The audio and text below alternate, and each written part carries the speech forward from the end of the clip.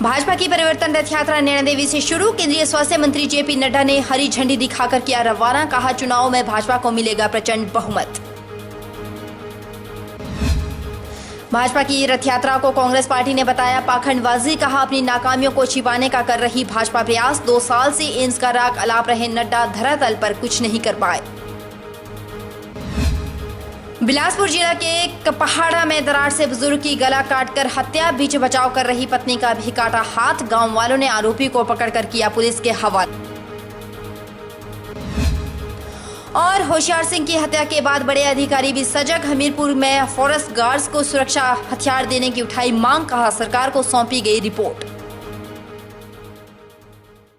नमस्कार, स्वागत है आपका HP 24/7 में। मैं हूं आपके साथ परी शर्मा और शुरुआत करते हैं इस वक्त की बड़ी खबर से। पूजा पाठ करके लोगों के दुख तकलीफ दूर करने वाले एक बुजुर्ग व्यक्ति की दराट मारकर हत्या करने का सनसनीखेज मामला सामने आया है। मामला बिलासपुर जिला के कपहाड़ा गांव का है, जहां आज दिन के समय इस घटना को अंजाम दिया गया। राहिया गांव का एक 22 वर्षीय युवक दराट लेकर आया था और मृतक के साथ कुछ कहासुनी होने पर उसने दराट से गर्दन और सिर पर वार कर दिए। बुजुर्ग के चीखने पर जैसे ही उसकी पत्नी ने बीच बचाव करना चाहा तो युवक ने दराट से उसका भी हाथ काट डाला।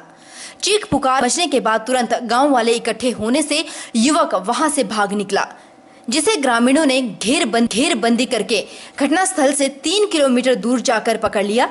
जब वह अपने कपड़े बदल रहा था, युवक को पुलिस के हवाले कर दिया गया। महिला को घायल अवस्था में PGI चंडीगढ़ के लिए रेफर कर दिया गया।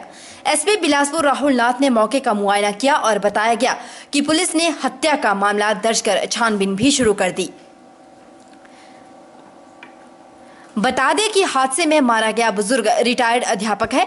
हत्या के कारणों का अभी तक पता नहीं चल पाया है। नगर निगम शिमला के चुनाव संपन्न होने के बाद सोमवार को सभी नवनियुक्त पार्षदों को DK गुप्ता ने पद एवं गोपनीयता की शपथ दिलाई। इस दौरान कांग्रेस के बागी पार्षद परमार भी भाजपा कार्यकर्ताओं के साथ नजर आए। इस दौरान सदन के अंदर व बाहर मेयर व डिप्टी मेयर के पदों के लिए भाजपा कार्यकर्ता जमकर नारेबाजी करते हुए नजर आए। तत्पश्चात चाय काल के पश्चात दोबारा से शुरू हुई सदन की बैठक से कांग्रेस पार्षदों के बैठक से नदारद रहने के कारण मेयर और डिप्टी मेयर के चुनाव के लिए कोरम पूरा नहीं हो सका, जिस कारण इसे कल तक स्थगित कर दिया गया। ओथ सेरेमनी के बाद शपथ ग्रहण समारोह के पश्चात हमने 4:30 बजे ये तय किया कि मेयर और डिप्टी मेयर का चुनाव होगा। लेकिन जब कोरम की बात आई तो 34 के जो 3/4 सदस्य हैं वो 26 बनते हैं, लेकिन यहाँ पर 19 ही उपस्थित थे। अब चूंकि बॉडी गठित हो चुकी है, माननीय कोर्ट का आदेश मान लिया गया है, इसलिए हम अपने विवेक से ये निर्णय लिया कि जो रूल्स में नियम है उसके अनुसार मुझे 3 दिन का समय मिलता है कि मैं नेक्स्ट मीटिंग को आहूत करूं। नेक्स्ट मीटिंग मैंने कल सुबह अर्थात 20 तारीख को 11 बजे सुनिश्चित की है, जिसमें मेयर और डिप्टी मेयर का चुनाव जो है संपन्न होगा। इसमें कोरम की आवश्यकता नहीं होगी, अर्थात जितने भी निर्वाचित पार्षद यहाँ पर होंगे वो आपस में मेयर और डिप्टी मेयर का चयन कर लेंगे। जून 2017 की 11 बजे दोबारा से मीटिंग मेयर और डिप्टी मेयर के चुनाव के लिए आहूत की है, जिसमें 3/4 कोरम जो है वो आवश्यक नहीं होगा। प्रेजेंट हाउस में जो मेजॉरिटी होगी उससे चुनाव हो जाएगा। और आज आपने फुल जनता के व्यू में देख लिया है कि हमारे इस सदन में 34 में से 19 पार्षद उपस्थित थे, जिसका अर्थ है कि मेजॉरिटी से हम ज्यादा थे। इसलिए निश्चित रूप से भारतीय जनता पार्टी मेयर और डिप्टी मेयर अपना बनाएगी, क्योंकि डायरेक्टर महोदय का कहना था कि भी हम जो आदमी यहाँ पर प्रेजेंट नहीं है पार्षद, उनको नोटिस सर्व करना जरूरी है। विश्व विख्यात शक्तिपीठ श्री नैना देवी जी के चरणों से किया भाजपा ने चुनावी शंखनाद। आज हमीरपुर संसदीय क्षेत्र की परिवर्तन यात्रा का शुभारंभ सांसद अनुराग ठाकुर, भाजपा प्रदेश प्रभारी मंगल पांडे, भाजपा प्रदेश उपाध्यक्ष रणधीर शर्मा ने किया और इस परिवर्तन रथ यात्रा को केंद्रीय स्वास्थ्य मंत्री जेपी नड्डा ने हरी झंडी दिखाकर रवाना किया। स्वागत है जी, स्वागत है। जेपी नड्डा ने कहा कि यह यात्रा माता नैना देवी के दरबार से शुरू की है। माता रानी की कृपा से भाजपा इन विधानसभा चुनावों में जरूर एक बड़ी जीत दर्ज करेगी और भाजपा को प्रचंड बहुमत मिलेगा। चरणों में शीश झुकाते हुए और उनसे आशीर्वाद देते हुए एक बहुत ही पवित्र काम पर इस परिवर्तन यात्रा में शामिल होने के लिए हम सब आए। सबसे पहले तो मैं माता नैना देवी से प्रार्थना करता हूं कि वह हम सबको सुबुद्धि दे, शक्ति दे, ताकत दे, ताकि हम पूरी ताकत के साथ इस शुभ कार्य में जो निकले हैं उसमें हमको यशस्वी मिले, विजय मिले। सांसद अनुराग ठाकुर ने अपने संबोधन में कांग्रेस नेताओं पर जमकर निशाने साधे और शिमला नगर निगम में भाजपा की जीत को ऐतिहासिक बताया और कहा कि हार के डर के कारण ही कांग्रेस ने पार्टी सिंबल पर चुनाव नहीं करवाए।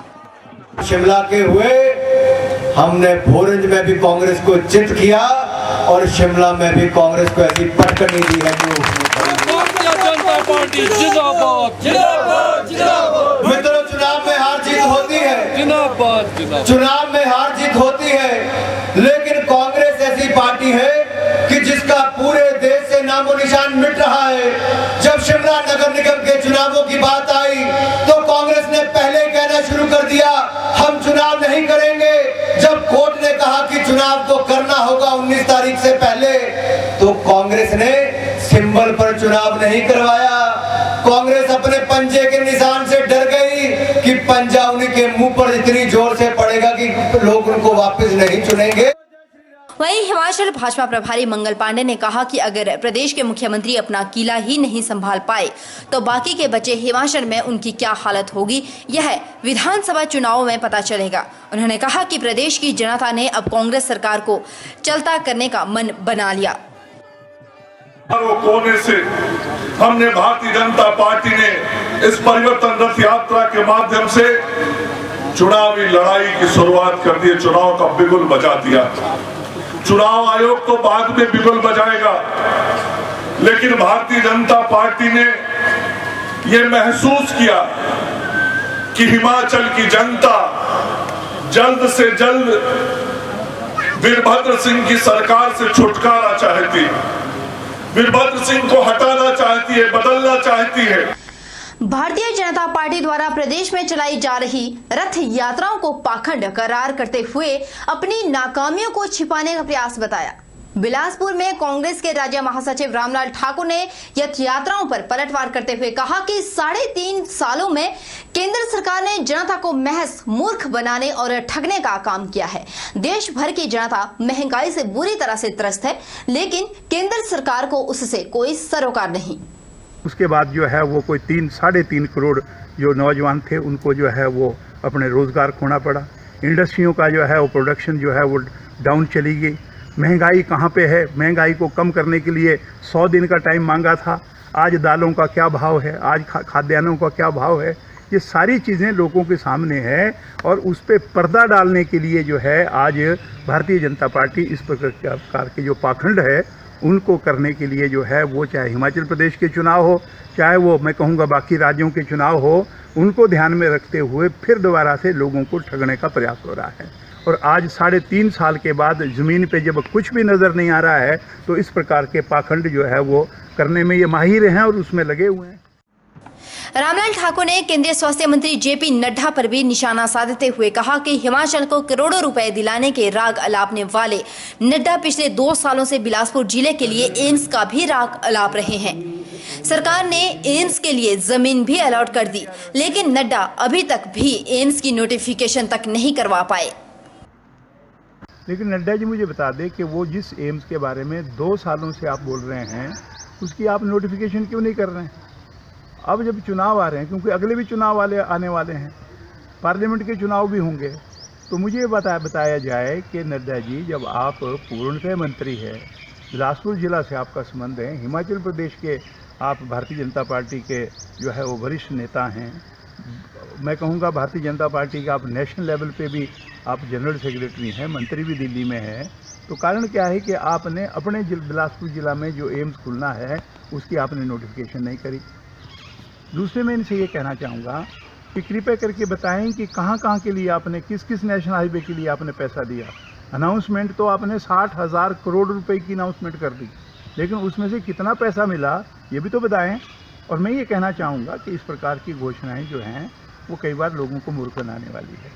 हिमाचल प्रदेश स्कूल शिक्षा बोर्ड में गड़बड़ियों में एक के बाद एक नए खुलासे हो रहे हैं। राजकीय वरिष्ठ माध्यमिक पाठशाला दरव्यार में गणित की पूरी क्लास को पहले फेल करने और बाद में 50 से अधिक अंक देकर पास करने के बाद अब एक और मामला सामने आया। हमीरपुर जिला की ही राजकीय वरिष्ठ माध्यमिक पाठशाला पोहंज में 12वीं में गणित में पूरी क्लास को शिक्षा बोर्ड ने फेल कर दिया। बच्चों ने बोर्ड में रीचेकिंग के लिए आवेदन किया, लेकिन बोर्ड ने रिजल्ट नहीं दिया। दरव्यार स्कूल का मामला प्रकाशित होने के बाद इस स्कूल के बच्चों ने भी आरटीआई के जरिए सूचना मांगी। इसके बाद बोर्ड ने सभी 5 को प्रथम श्रेणी में उत्तीर्ण कर दिया। बोर्ड ने अब इस तरह के दिए गए अंक, इसमें पहले 24 अप्रैल को बोर्ड की ओर से घोषित 12वीं कक्षा के परीक्षा परिणाम में पोहंज स्कूल की नॉन मेडिकल की पूरी क्लास को गणित विषय में फेल कर दिया था। कक्षा के 3 छात्रों को 0 जबकि 2 को 33 नंबर दिए थे। इसके चलते ये बच्चे जेईई और हिमाचल प्रदेश तकनीकी विश्वविद्यालय की प्रवेश परीक्षा समेत कोई परीक्षा भी नहीं दे पाए। लेकिन आरटीआई और रीचेकिंग के दौरान बोर्ड ने सभी 5 बच्चों को पास कर दिया। इस तरह के मामले सामने आने के बाद अब बोर्ड की कार्यप्रणाली पर गंभीर सवाल उठ रहे हैं। बोर्ड ने अब इस तरह के अंक दिए। सौरभ सिपहिया पहले 0 अंक थे, अब 43 अंक दिए गए। विनेश ठाकुर पहले 0 और अब 42। विशाल पठानिया पहले 0 और अब 42। आशीष कुमार पहले 3 और अब 50 अंक दिए गए। विनय लगवाल पहले 3 और अब 54 अंक। सौरभ ने 500 में से 319, विशाल ने 500 में से 300, विनय ने 500 में से 300, आशीष ने 293, विनेश ने 500 में से 274 अंक हासिल कर अब प्रथम श्रेणी में परीक्षा उत्तीर्ण की है। मंडी के कसोग में हुई एक फॉरेस्ट गार्ड की मर्डर मिस्ट्री को लेकर सरकार ने बेशक जांच बिठा दी हो, लेकिन अब बड़े अधिकारी भी फॉरेस्ट गार्ड की सुरक्षा को लेकर चिंतित नजर आ रहे हैं। यही वजह है कि हमीरपुर में अधिकारी फॉरेस्ट गार्ड की सुरक्षा के लिए हथियार देने को पैरवी करते हुए नजर आ रहे हैं। फॉरेस्ट गार्ड होशियार सिंह की हत्या का मामला पूरे प्रदेश के लिए एक पहेली बनकर सामने आया और कई सवाल खड़े कर गई ये हत्या। हालांकि होशियार सिंह की हत्या पर सरकार ने जांच बिठा दी है, लेकिन अब राज्य के बड़े अधिकारी भी गार्ड की सुरक्षा की पैरवी करते हुए नजर आ रहे हैं। डीएफओ हमीरपुर आरसी गोमा की माने तो गार्ड के साथ साथ जो हुआ वो निंदनीय है और उसकी सब निंदा करते हैं। उन्होंने कहा कि हमीरपुर में बेशक आज तक कोई ऐसा हादसा नहीं हुआ, लेकिन फिर भी गार्ड्स को अपनी सुरक्षा के लिए हथियार मिलने चाहिए और इसकी सूची हमीरपुर से भी जा चुकी है। जल्द ही फॉरेस्ट गार्ड्स को अपनी सुरक्षा के लिए हथियार मिल जाएंगे, क्योंकि सरकार ने उनसे जो जानकारी मांगी थी वो जा चुकी है। वन रक्षकों को गन और इम्यूनिशन देने के लिए जो है वो प्रतिक्रिया जो है वो जारी है और हो सकता है कि जल्द ही इसका कोई ना कोई समाधान हो जाएगा। और मैं तो ये कहना चाहूँगा कि यदि आज की सुरक्षा की दृष्टि में यदि उनको कोई ऐसी कोई परेशानी हो तो पुलिस की सहायता ली जा सकती है।